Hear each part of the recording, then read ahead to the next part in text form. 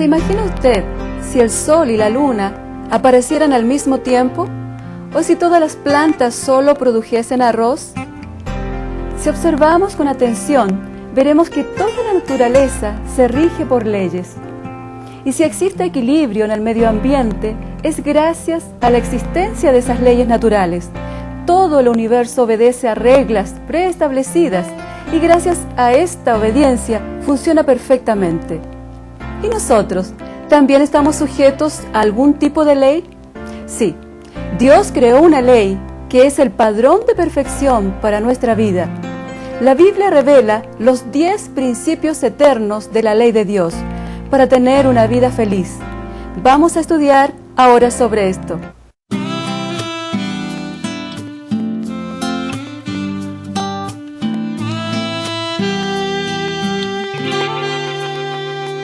¿Cómo fue escrita la ley de Dios?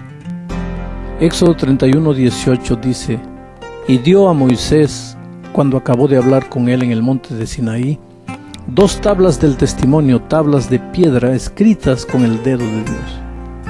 Quiere decir que la ley de Dios fue escrita por el propio dedo de Dios.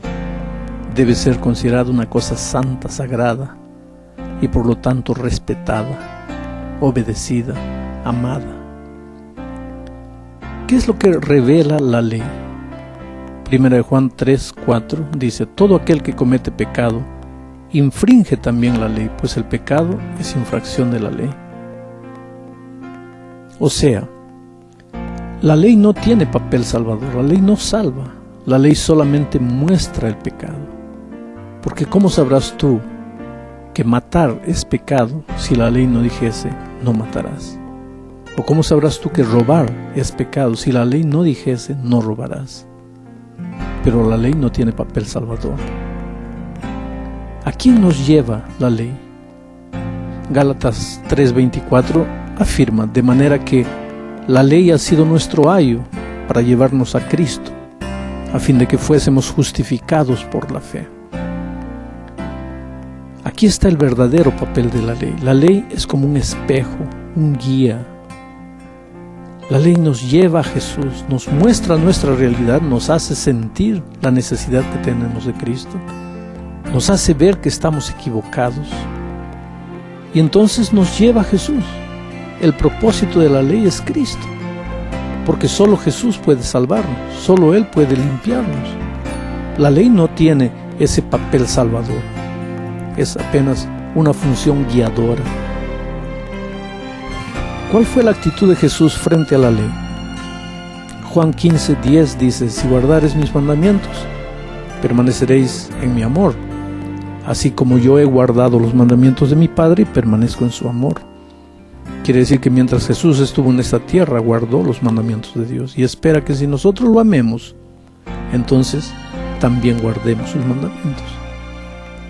Porque aquel que dice yo lo amo pero no guarda sus mandamientos, este es un mentiroso, dice Juan más adelante. ¿Jesús cambió algún mandamiento de la ley?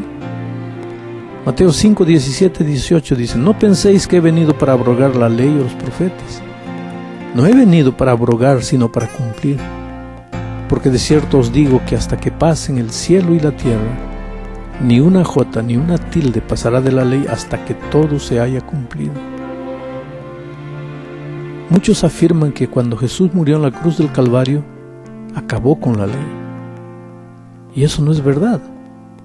Porque si el pecado es la transgresión de la ley, y cuando Cristo murió en la cruz del Calvario acabó con la ley, entonces hoy día ya no hay más pecado.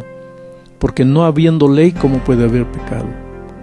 Y si no hay pecado, entonces ¿para qué sirve la muerte de Cristo hoy día? Solo sirvió de la muerte de Cristo para atrás, pero para aquí ya no, porque si no existe ley, entonces ya no hay pecado. Y si no hay pecado, ¿para qué gracia de Cristo? Quiere decir que la gracia de Cristo no invalida la función de la ley. ¿Jesús cambió algún mandamiento de la ley? Ya lo dijimos que no, absolutamente no. ¿Puede alguien cambiar los mandamientos? Eclesiastés 3:14 dice: he entendido que todo lo que Dios hace será perpetuo. Sobre aquello no se añadirá, ni de ello se disminuirá. y lo hace Dios para que delante de Él teman los hombres. Nadie en este mundo, ningún líder religioso, ningún pastor, nadie tiene derecho, tiene autoridad para cambiar la ley de Dios. Es eterna, es perpetua, fue escrita con el propio dedo de Dios, por lo tanto tiene que ser respetada y obedecida por los seres humanos. ¿Qué principio debe ser la base de la vida de un cristiano? 1 Corintios 10:31 dice: si pues coméis o bebéis o hacéis otra cosa, hacedlo todo para la gloria de Dios. Quiere decir que nosotros debemos glorificar a Dios en todas nuestras actitudes. ¿Podemos glorificar a Dios cuando comemos? Sí. Inclusive en el libro de Levíticos, capítulo 11, versículos 3 al 20, encontramos todas las indicaciones que Dios le dio al pueblo de Israel sobre cómo deberían comer. De los animales que andan sobre la tierra, dijo: comerás los animales que tienen pezuña hendida y que rumian. Por ejemplo, el cordero, la cabra, el buey, animales que tienen la pezuña hendida y rumian. Pero el puerco no está en esa categoría.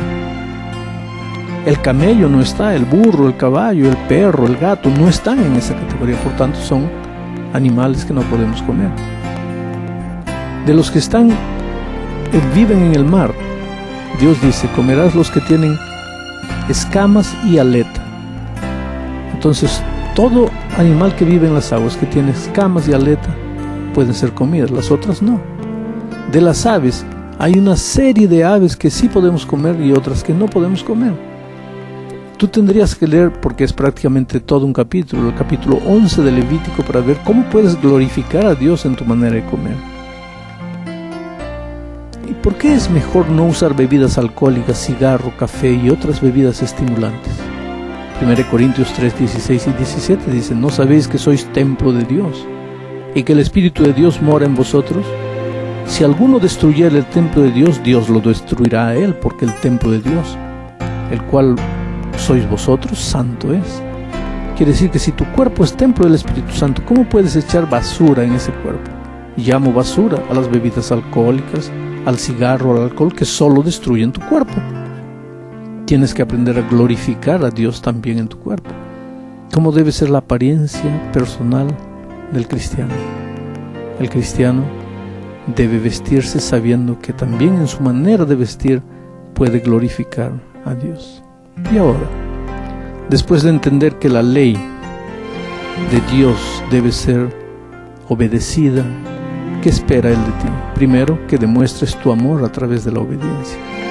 Juan 14:15 dice: si me amáis, entonces guardad mis mandamientos.